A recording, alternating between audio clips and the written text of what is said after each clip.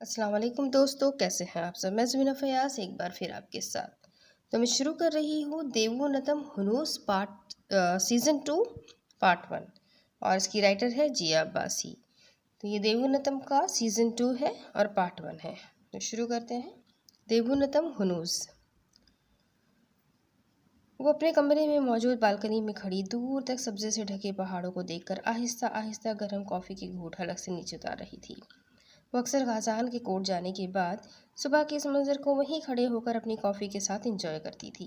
कुदरत के इन खूबसूरत नज़ारों को इतने करीब से देखकर उसे खुद पर सरशारी से महसूस होती थी।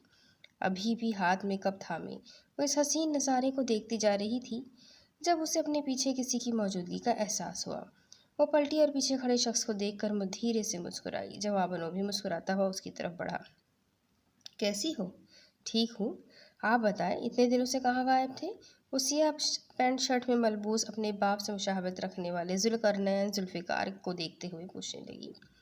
ये तो मुझे तुमसे पूछना चाहिए। दादा जुल्फ़िकार कह रहे थे तुम आजकल घर नहीं आती। क्या डर लगने लगा है जुल्फ़िकार पैलेस के जिनों से? चिढ़ाने वाली मुस्कुराहट चेहरे पर सजाए वो उल्टा खातिरा से सवाल करने लगा, जिसने शादी के बाद भी गर्देजी हाउस में रहने को ही तरजीह दी थी। वो लाख बहादुर सही मगर थी तो लड़की ही। इतने सारे जिन्नात के दरमियान उस अकेली इंसानी जान का गुजारा इंतहाई मुश्किल था। इसलिए खातिरा की ख्वाहिश पर गाजान साहब भी अपना बोरिया बिस्तर उठाकर गर्देजी हाउस चले आए थे और अब 1 साल से इधर ही रह रहे थे। एक जिन की बीवी हूँ मैं, भला मुझे क्यों डर लगेगा? मुंह बसोर कर कहती हुए जुल्करनैन के साइड से गुजर गई ताकि हाथ में मौजूद खाली कप नीचे रख दे। तेजी से सीढ़ियां उतरती वो अभी आखिरी स्टेप पर पहुंची ही थी जब जुल्करनैन एकदम उसके सामने आया और बस खातिरा की चीख और जुल्करनैन के कहकहे से गर्देजी हाउस गूंज उठा।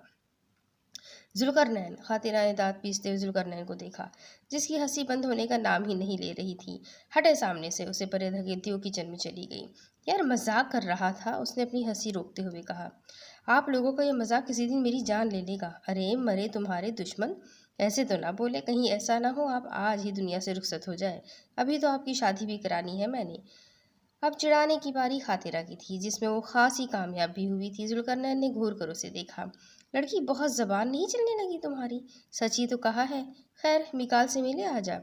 वो अब किचन से निकलकर लिविंग रूम में रखे सोफे पर बैठ गई थी। जुल्करनैन उसके सामने ही सोफे से टेक लगाए खड़ा था। नहीं, वो मौसूफ मेरे आने से पहले ही अपनी मंगेतर के साथ सैर के लिए निकल गए।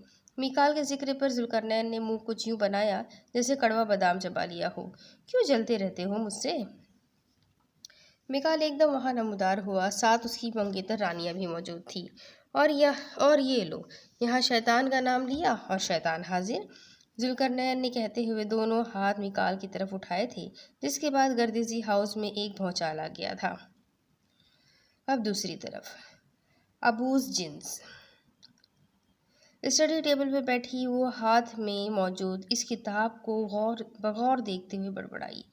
आज ही उसने इस किताब को मुकम्मल किया था, जिसमें वो सारे वाक़यात मौजूद थे जो एक्सोरिज्म के दौरान उसके अब्बू को पेश आते थे। अब वो जब इस दुनिया में नहीं थे तो उनकी याद में उसने वो सारे वाक़यात लिखे थे जो वो अक्सर घर आकर उसे सुनाया करते थे। आई मिस यू अब्बू। उसने किताब को उठाकर सामने पड़े बैग में रखा और उठकर अलमारी की तरफ बढ़ी ताकि बैग अलमारी में रख सके। रूहीना बेटा। जी दादू, कोई काम था? अलमारी को लॉक करके वो पीछे मुड़ी ही थी जब फौजिया दरानी उसे पुकारती हुई कमरे में आई। काम तो नहीं था, मैं बस ये बताने आई थी कि मैं ज़रा अपनी फ्रेंड के घर जा रही हूँ, आने में देर भी हो सकती है। मॉडर्न सी दादू अपनी साड़ी का पल्लू संभालते हुए गदा से बोली। माँ बाप की कार एक्सीडेंट में मौत के बाद अब वही रोहीना का वाहिद सहारा थी। ओके दादू, आराम से जाए और अपना बहुत सारा ख्याल रखिएगा। रोहीना ने आगे बढ़कर उन्हें गले से लगाया। ये मेरे जाने से तुम्हें इतनी खुशी क्यों हो रही है? फौजिया दरानी ने मशकूक नज़रों से उसे देखा। रोहीना जो ये सोच रही थी कि दादू के बाहर जाते ही वो अपने अब्बू की तरह किसी जिन की तलाश में निकलेगी, फौरन गड़बड़ा कर सीधी हुई। नहीं नहीं तो दादू, आप गलत समझ रही हैं। ठीक है, लेकिन मेरे जाते ही पीछे से तुम भी बाहर मत निकल जाना, घर पर ही रहना, अंडरस्टैंड? जी जी दादू। फौजिया दरानी ने कड़ी नज़रों से उसे देखा और कमरे से बाहर निकल गई। उनके जाते ही वो खुशी से उछलती واپس الماری کی طرف بڑھی اور ابو کا بیگ جو اس نے دادو سے چھپا کر یہاں الماری میں رکھ دیا تھا اسے لے کر خود بھی گھر سے باہر جانے کی تیاری کرنے لگی۔ کچھ دیر بعد جنگل کے بیچوں بیچ اس بوسیدہ لکڑی کے بنے گھر میں ہر طرف دھواں پھیلا ہوا تھا۔ وہیں کمرے کے وسط میں موجود بڑی سی دیگچی کے اندر ابلتے مائع نے کمرے کی فضا کو بدبودار کر دیا تھا۔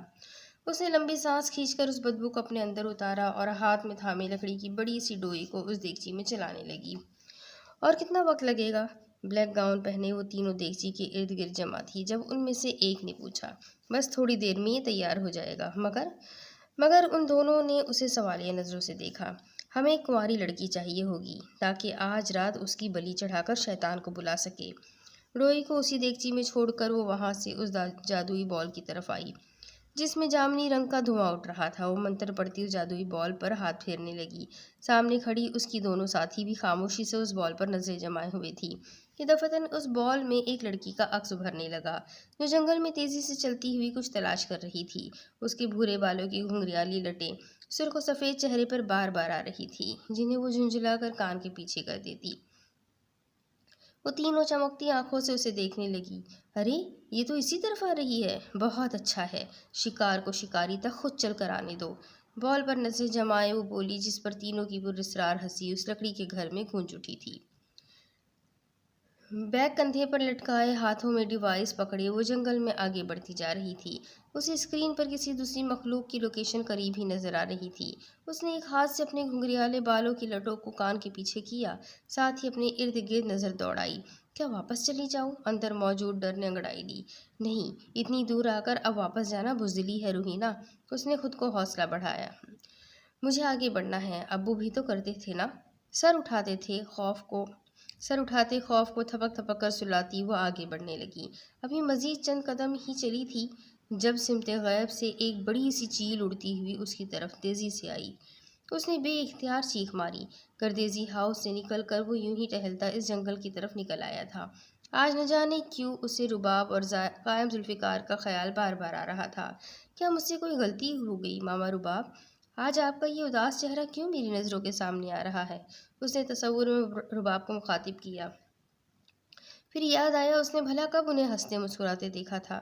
ان کے چہرے پر تو محبوب کی جدائی کی اذیت ہمیشہ رقم ہوا کرتی تھی۔ میں نے اس 1 سال میں غازان اور خاطرہ کو کبھی اکیلا نہیں چھوڑا، حالانکہ میں خود آج بھی تنہا ہوں بابا۔ اس نے آسمان کی طرف دیکھا۔ ڈھلتے سورج کی کرنوں میں سے اسے رباب اور قائم ذوالفقار کا ایک ساتھ مسکراتا ہوا عکس نظر آنے لگا۔ وہ رک کر یوں ہی ان مسکراتے چہروں کو دیکھتے رہنا چاہتا تھا کہ دفعتاً اسے کسی کی نسوانی چیخ سنائی دی۔ یہ کون ہے؟ ذوالقرنین کے ماتھے پر بل پڑے۔ اس نے آنکھوں کو بند کر کے اس سمت کا اندازہ لگانا چاہا کہ ایک بار پھر سے وہی چیخ سنائی دی۔ وہ بجلی کی تیزی سے اس طرف دوڑا جہاں انسانی جسم کی خوشبو محسوس ہو رہی تھی۔ اوہ، تو یہ چڑیل آخر یہاں پہنچ گئی۔ اس نے رک کر سامنے کے منظر کو بغور دیکھا۔ وہ چیل ہوا میں اڑتی ہوئی بار بار اس لڑکی پر حملہ کر رہی تھی۔ ذوالقرنین کو ذرا دیر نہ لگی اسے پہچاننے میں۔ آخر کو ایک زمانے میں ماما زوجیل کی ساتھی رہی تھی وہ۔ ادھر روحینہ بے حال ہوتی اب بے ہوش ہونے کے قریب تھی جب چیل ایک بار پھر اڑتی ہوئی اس کے قریب آنے لگی، مگر اس سے پہلے وہ اس پر حملہ کرتی ذوالقرنین تیزی سے ان کے درمیان آیا تھا۔ یہاں سے دور بھاگ جاؤ، اس نے چہرہ موڑ کر روحینہ سے کہا جو پھٹی آنکھوں سے اب اسے چیل سے لڑتے دیکھ رہی تھی۔ ذوالقرنین کے وار سے وہ چیل زخمی ہوتی اب اپنے اصل روپ میں آ رہی تھی۔ فضا میں گونجتی اس کی خوفناک آواز پر روحینہ نے بے اختیار دونوں ہاتھ کانوں پر رکھ کر آنکھیں میچ لیں۔ اب بس پلکوں کی جھالر گرنے کی دیر تھی۔ ذوالقرنین اس چڑیل کا کام تمام کرتا منظر سے غائب ہو چکا تھا۔ زندہ ہو، آنکھیں کھول لو۔ اپنی فطرت سے مجبور ذوالقرنین طنز کرنے سے باز نہ آیا۔ روحینہ نے آنکھیں کھول کر ارد گرد نظر دوڑائی، مگر وہاں اس کے اور ذوالقرنین کے علاوہ اب کوئی نہیں تھا۔ وہ چڑیل کہاں گئی؟ جہنم رسید ہو گئی۔ وہی جلا کٹا انداز۔ روحینہ نے چہرہ موڑ کر اسے دیکھا جو اب جانے لگا تھا۔ سنیں، رکے تو صحیح، بلند آواز میں کہتی ہوئی تقریباً اس کے پیچھے بھاگنے لگی کہ اچانک راستے میں پڑے پتھر سے ٹکرا کر زمین بوس ہو گئی۔ ذوالقرنین نے رک کر پیچھے دیکھا، وہاں کوئی نہیں تھا۔ اس نے زمین پر نظر دوڑائی جہاں وہ منہ کے بل گری شاید بے ہوش ہو چکی تھی۔ کیا مصیبت ہے یار! وہ بیزار سا بڑبڑایا، ساتھ ہی روحینہ کو اٹھا کر گردیزی ہاؤس چل پڑا۔ کچھ دیر بعد، کہاں سے ملی یہ آپ کو؟ بیڈ پر بے ہوش لیٹی روحینہ کو دیکھتے ہوئے خاطرہ نے ذوالقرنین سے پوچھا، جو کرسی پر بیٹھا اپنا پسندیدہ مشروب پی رہا تھا۔ اس وقت اس کا موڈ سخت خراب تھا۔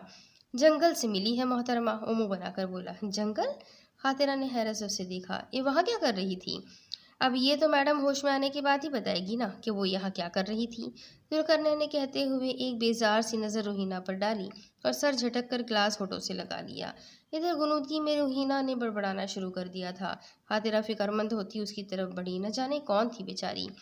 بچاؤ، مجھے بچاؤ، وہ بڑبڑائی۔ خاطرہ نے سائڈ ٹیبل پر رکھا پانی کا گلاس اٹھایا اور اس کے چہرے پر پانی کی چھینٹیں مار دی، اسے ہوش میں لانے کی کوشش کرنے لگی۔ میں کہاں ہوں؟ آنکھیں کھولتے ہی انجان چہرے کو اپنے سامنے دیکھ اس نے پہلا سوال کیا۔ جہنم میں، جواب ذوالقرنین کی طرف سے آیا، جس پر خاطرہ اپنی مسکراہٹ دباتی روحینہ کو اٹھ کر بیٹھنے میں مدد کرنے لگی۔ وہ تو ٹھیک ہے، لیکن آپ کہیں ان 4 مردوں میں سے ایک تو نہیں جو میرے ساتھ ہی جہنم میں ہوں گے؟ طبیعت کی کمزوری اپنی جگہ پر روحینہ بھی کہاں پیچھے رہنے والی تھی۔ خاطرہ کا کہا بے ساختہ ہوا۔ ذوالقرنین نے گھور کر اسے دیکھا۔ ویسے میرا نام خاطرہ ہے اور یہ میرے دیور ذوالقرنین ذوالفقار ہے۔ خاطرہ نے بات بدلتے ہوئے اپنا اور ذوالقرنین کا تعارف کروایا۔ میں روحینہ درانی، مسکرا کر کہتی وہ سمجھ گئی تھی اب یہاں سے سوال جواب کا ایک نیا سلسلہ شروع ہوگا۔ تو مس روحینہ درانی، آپ یہ بتانا پسند کریں گی کہ آپ جنگل میں کیا کر رہی تھی؟ پہلا طنز سے بھرپور سوال ذوالقرنین کی طرف سے ہوا۔ میں جن کی تلاش میں گئی تھی، اس نے سکون سے جواب دیا، جبکہ خاطرہ اور ذوالقرنین نے بے اختیار ایک دوسرے کو دیکھا۔ کیا جن کی تلاش میں؟ کیوں؟ اب سوال خاطرہ کی طرف سے تھا۔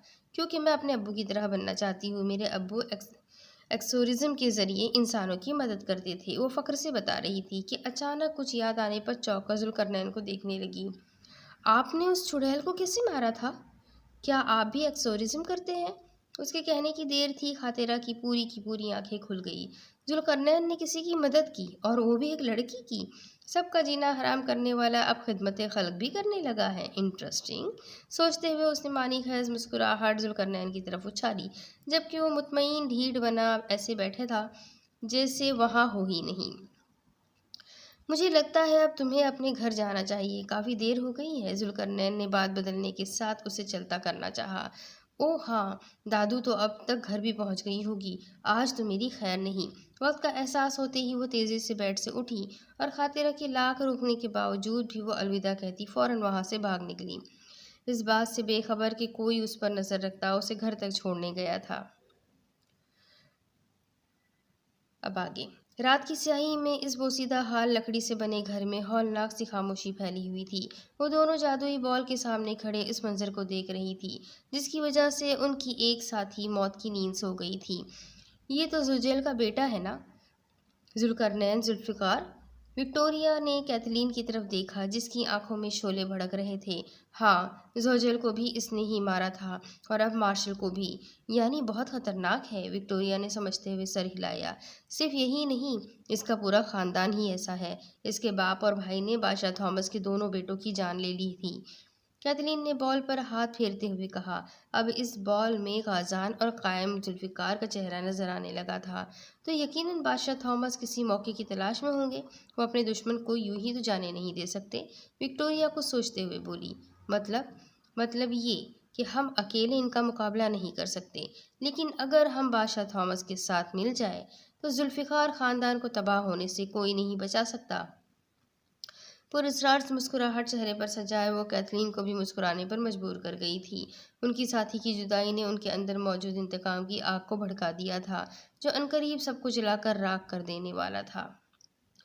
اب دوسری طرف غازان اب تک گھر نہیں آیا تھا، اور اس کے انتظار میں کمرے میں بیٹھی وقت گزاری کے لیے وہ کوئی کتاب پڑھ رہی تھی۔ چہرہ اٹھا کر وہ بار بار دیوار پر نصب گھڑی کی طرف دیکھتی اور پھر مایوس ہو کر چہرہ جھکا لیتی۔ اب اسے غازان پر غصہ آنے لگا تھا۔ اس نے سوچ لیا تھا وہ ایک ہفتے تک اس سے بات نہیں کرے گی، وہ منائے گا تب بھی نہیں۔ ابھی وہ انہی سوچوں میں تھی جب اچانک باہر سے شور اٹھا۔ وہ کتاب سائیڈ پر رکھ کر بالکنی کی طرف بڑھی کہ اس کے قدم دروازے پر ہی تھم گئے۔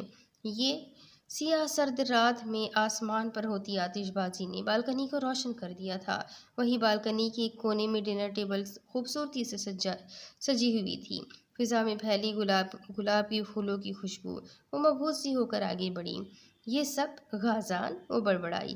غازان ایک دم سے اس کے سامنے آیا اور ٹھہر گیا۔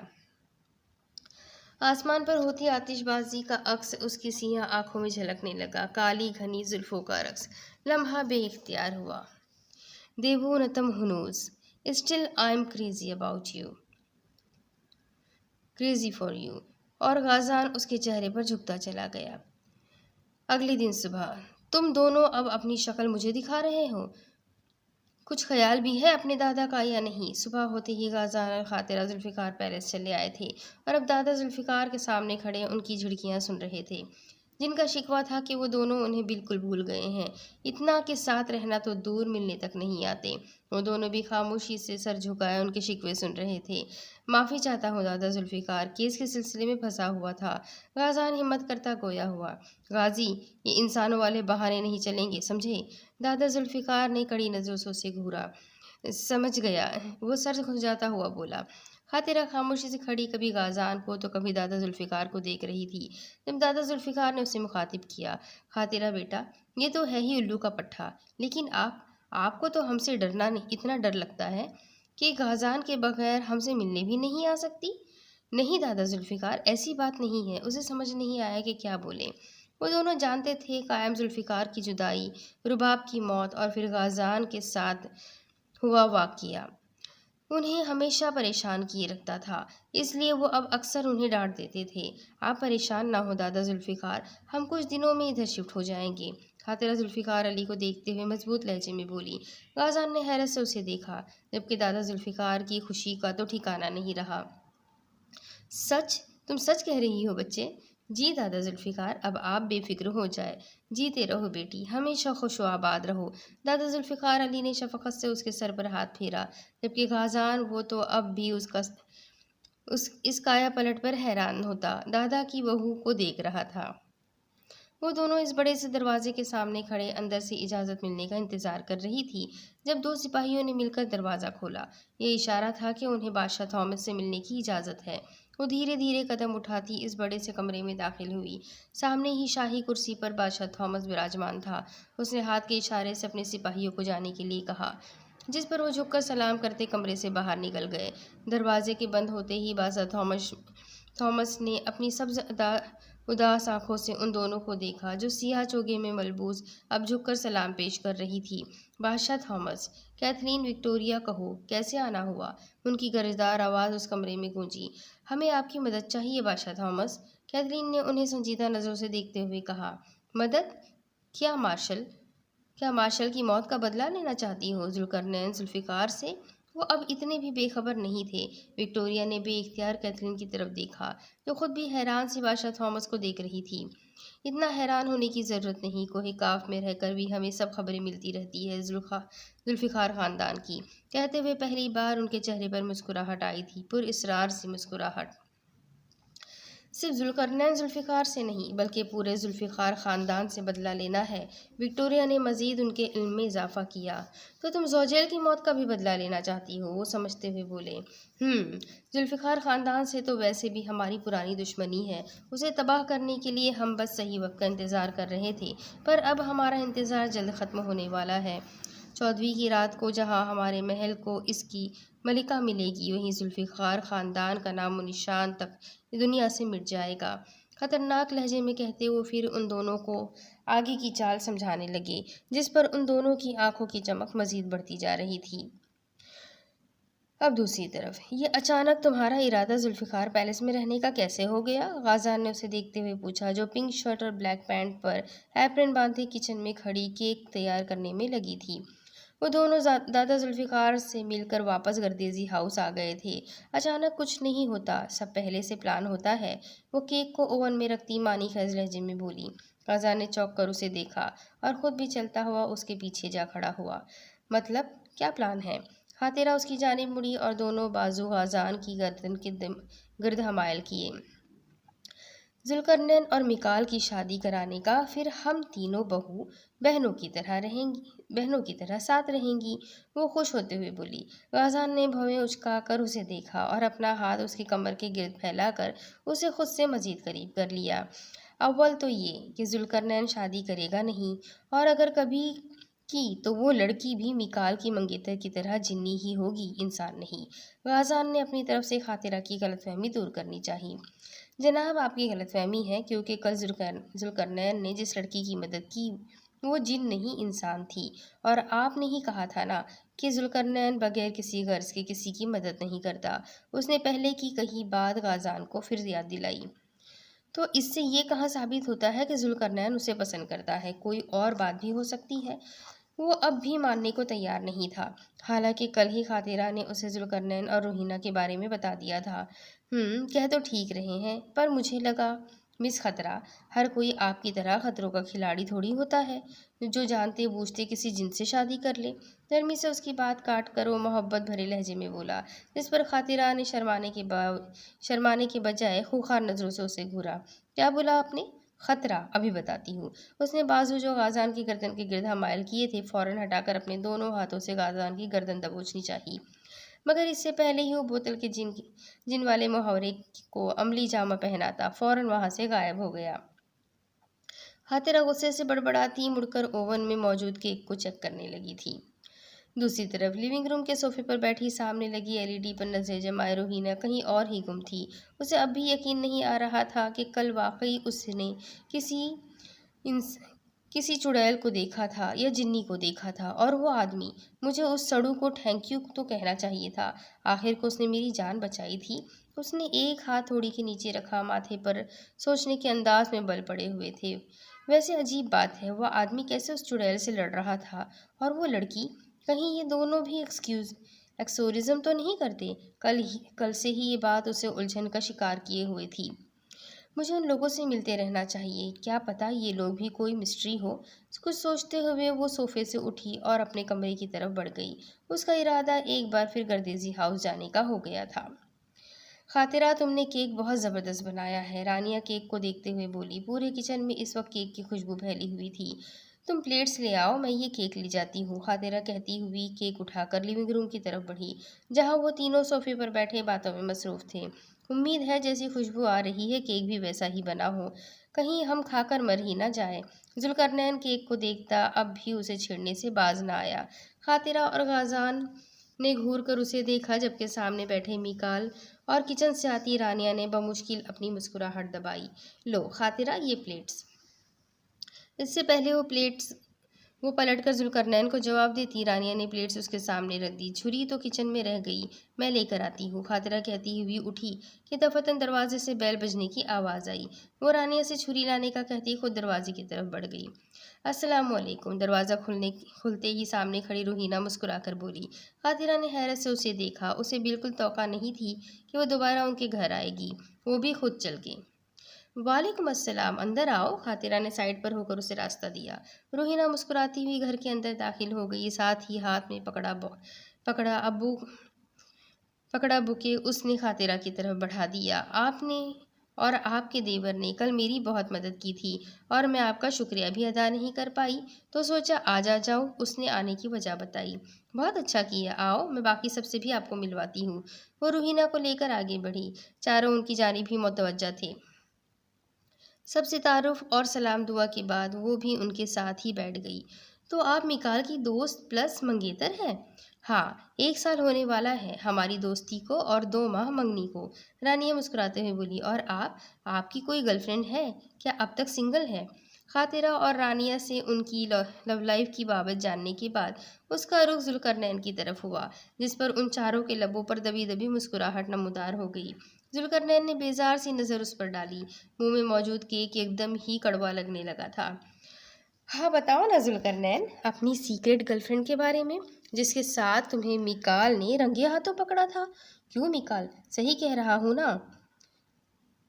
غازان نے بھی موقع دیکھتے ہی جلتی پر تیل ڈالا، ساتھ ہی ساتھ میکال کو بھی گھسیٹ لیا۔ ہاں ہاں بالکل، بتاؤ ذوالقی۔ میکال نے پورے دانتوں کی نمائش کی، جبکہ تینوں لڑکیاں منہ کھولے ذوالقرنین کو دیکھ رہی تھی۔ वाकई?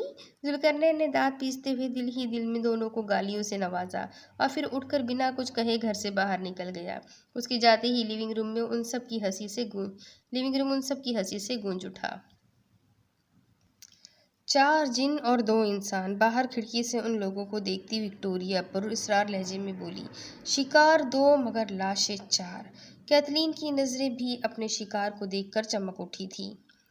वो वापस जुल्फ़िकार पैलेस चला आया था और अब अपने कमरे में बैठा रुबाब और कायम जुल्फ़िकार की तस्वीर पर नजरें जमाए किसी गैर मर्रई नुक्ते को घूर रहा था। उसे न जाने क्यों रूहीना को देखकर आसपास खतरे का एहसास होने लगता था। ये लड़की या तो मुसीबत में है या फिर खुद मुसीबत है। जुल्करनैन की नज़रों में उसका मासूम चेहरा लहराया। आज रूहीना का यूं गर्देजी हाउस आना उसे एक आंख नहीं भाया था। मुझे खातिर और गाजान की हिफाजत के लिए इस लड़की पर नज़र रखनी होगी। कहीं ऐसा ना हो ये लड़की कोई मुसीबत खड़ी कर दे। वो सोचता हुआ उठा और अपने कमरे से निकलकर अब जुल्फ़िकार अली के कमरे की तरफ बढ़ गया। वो ज़्यादातर वक्त उनके साथ ही गुजारता था। तुम दोनों को उससे दूर रहना चाहिए, यूँ ताल्लुकात बढ़ाना ठीक नहीं। खातिरा और रानिया को देखते हुए गाजान गोया हुआ। थोड़ी देर पहले ही रूहीना यहाँ से गई थी और अब बस वो चारों मौजूद थे। गाजी बिल्कुल ठीक कह रहा है, मिकाल ने भी उसकी ताकीद की। क्या हो गया है दोनों को? वो एक मामूली सी इंसान है, रानिया इंसान लफ्ज़ पर जोर देते हुए बोली, जबकि खातिरा नज़रों में उलझन लिए उन्हें देख रही थी। मामूली इंसान नहीं है, सुना नहीं तुमने? उसके अब्बू एक्सोरिज्म करते थे। हो सकता है उसे भी इस सब का इल्म हो। वो हमारी असलियत जान सकती है, मिकाल ने समझाना चाहा। मैं भी इंसान हूँ और आप लोगों की असलियत जानती हूँ। उसकी बात को हवा में उड़ाती खातिरा झुक कर टेबल पर रखे बर्तन समेटने लगी। ये एजाज़ आपको गाजान की वजह से मिला है, जबकि जुल्करनैन के किसी अंदाज से ये नहीं लगता कि वो रूहीना को पसंद करता है, इसलिए अपनी देवरानी बनाने का ख्याल दिमाग से निकाल दे। मिकाल ने कहते हुए पूरे दांतों की नुमाइश की थी और इस तरह करता वो खातिरा को इंतहाई जहर लगा था। मिकाल की बात दुरुस्त है, तुम उससे भले दोस्ती रखो, मगर याद रखना हमारे राज बाहर न जाए। ठीक है। अजान की बात पर खातिरा ने इस बात में सर हिलाया और बर्तन उठाकर किचन में चली गई। उसका ख्याल रखना रानिया। गाजान वहीं बैठे खातिरा पर नजरें जमाए मध्यम लहजे में बोला, अंदर दबा बैठा खो देने का खौफ न जाने क्यों अंगड़ाई लेने लगा था। बैग कंधे पर डाले वो कमरे से बाहर निकली। इस वक्त हर तरफ खामोशी छाई हुई थी। वो राहदारी अबूर करती लिविंग रूम से गुजरकर बाहर दरवाजे तक पहुंची। अभी हैंडल पर हाथ रखा ही था कि पीछे से आती दादू की आवाज़ पर उसने ज़ोर से आंखें मींची। कहाँ जा रही हो इस वक्त? दादू खातिरा से मिलने जा रही हूँ, उसकी तरफ चेहरा मोड़ते हुए जवाब दिया। वही तुम्हारी नई नवेली दोस्त? तीखी नज़रों से देखते हुए फिर सवाल हुआ। जी वही। ये तुम्हारी उससे कुछ ज़्यादा दोस्ती नहीं हो गई? दादू प्लीज़, इन्वेस्टिगेशन बाद में कर लीजिएगा, मुझे देर हो रही है, वो मेरा इंतज़ार कर रही होगी। मज़ीद सवालों से तंग आकर रूहीना मिन्नत भरे लहजे में बोली, ठीक है जाओ पर जल्दी आना। ओके थैंक यू दादू। फौज दरानी के गले लगकर वो तेज़ी से बाहर निकल गई, जबकि वो उसकी हरकतों पर तासुब से सर हिलाती अपने कमरे की तरफ चल पड़ी।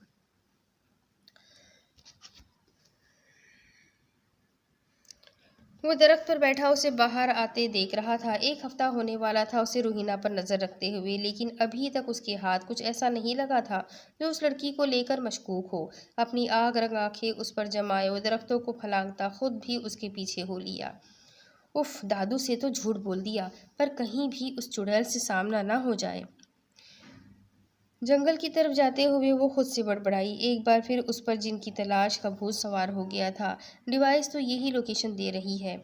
उसने सामने की तरफ देखा जहां दरख्तों से धुआं उठ रहा था। इससे पहले वो सिमट की तरफ बढ़ती, जुल्करनैन दरख्तों से उतरकर तेजी से उसके सामने आया। आह!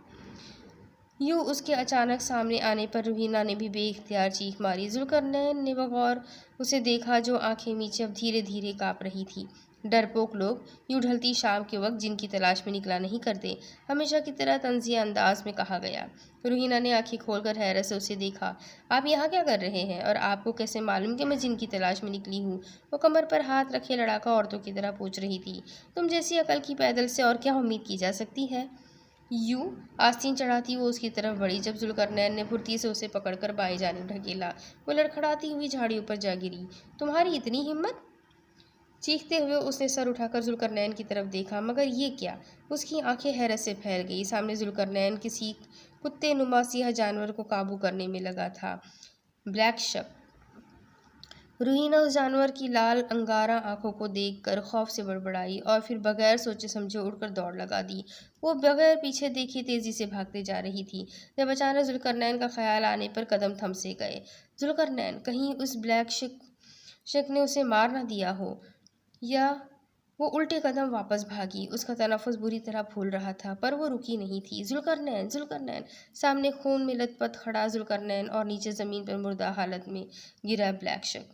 وہ خوفزدہ نظروں سے اس منظر کو دیکھنے لگی تھی۔ یہ ہماری سوچ سے بھی زیادہ طاقتور ہے۔ جادوئی بال میں ذوالقرنین کو دیکھتے ہوئے کیتھلین کا دل چاہا ابھی جا کر اسے ختم کر دے۔ ان کا بھیجا گیا بلیک شک بھی اسے مارنے میں ناکام رہا تھا۔ تمہیں اب یہ بات مان لینی چاہیے کہ ہم اکیلے اس خاندان کا مقابلہ نہیں کر سکتے، وکٹوریہ زہریلی جڑی بوٹی کو سرخ مائع میں ڈالتے ہوئے بولی۔ مائع سے اٹھنے والا دھواں پورے کمرے میں پھیل چکا تھا۔ آج جب تم جنگل میں گئی تھی تب بادشاہ تھامس کے سپاہی آئے تھے۔ کیتھلین اس کی بات کو نظر انداز کرتے ہوئے بادشاہ تھامس کے سپاہی کی آمد کا بتانے لگی۔ کیا پیغام لائے تھے؟ وقت آ گیا ہے کہ ہم شکار کو شکاری تک پہنچا دیں، پراسرار لہجے میں کہتے اس نے جادوئی بال کی طرف دیکھا جہاں روحینہ اور ذوالقرنین دکھائی دینے لگے تھے۔ کون ہو تم اور تم نے کیسے مارا اسے؟ وہ خوف زدہ نظروں سے ذوالقرنین کو دیکھ رہی تھی جس کی آنکھوں میں شعلے بھڑک رہے تھے۔ بہت شوق ہے نا تمہیں جنوں کی تلاش میں نکلنے کا؟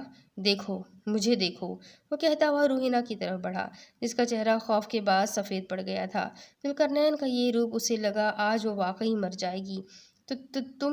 تم بھی جن ہو؟ وہ مشکل بولی۔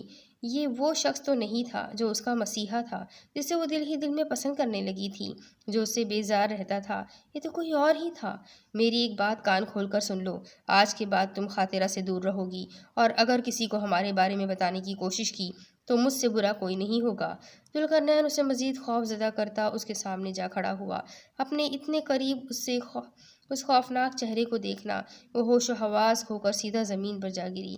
امید ہے اب محبت کا بھوت اتر جائے گا اور تم ہم سے دور رہو گی۔ اب وہ اتنا بھی بے خبر نہیں تھا۔ اس نے جھک کر روحینہ کو اٹھایا اور واپس اس کے گھر کی جانب بڑھ گیا۔ کمرے میں کھڑی وہ اپنی تیاری کا جائزہ لے رہی تھی۔ بلیک فل سلیوز گاؤن میں ملبوس وہ اس وقت بے حد پیاری لگ رہی تھی۔ تھوڑی دیر پہلے ہی غازان نے اس سے فون کر کے ڈنر باہر کرنے کا پلان بتایا تھا، جس پر وہ خوش ہوتی فوراً ہی تیار ہونے چل پڑی تھی۔ غازان بس آنے والے ہی ہوں گے۔ اس نے گھڑی میں وقت دیکھا اور ایک نظر آئینے میں نظر آتے اپنے سراپے پر ڈال کر کمرے سے باہر نکل گئی۔ تیزی سے سیڑھیاں اترتی نیچے آئی جب دفعتاً دروازے پر بیل ہوئی۔ اس وقت کون آ گیا؟ خاطرہ جھنجھلاتی ہوئی دروازے کی طرف بڑھی۔ جانتی تھی کوئی آس پڑوس کا ہی ہوگا، کیونکہ گھر کے فرد تو دیوار کے آر پار سے بھی گزر جاتے تھے، انہیں کہاں ضرورت تھی دروازے کی۔ جی کون؟ سامنے چوگے میں کھڑی عورت کو اس نے حیرت سے دیکھتے ہوئے پوچھا، جب اچانک اس عورت نے کچھ بھی کہے بغیر ہاتھ میں موجود مائع خاطرہ کے چہرے پر اچھال دیا۔ ایک دردناک چیخ تھی جو مری کی اس سرد فضاؤں میں گونج اٹھی تھی۔ اب اس کے آگے کی کہانی میں آپ کو اگلی قسط میں سناتی ہوں کہ آگے کیا ہوگا۔ یہ جاننے کے لیے میرے ساتھ بنے رہیں، اگلی قسط میں پھر ملیں گے، تب تک کے لیے اللہ حافظ۔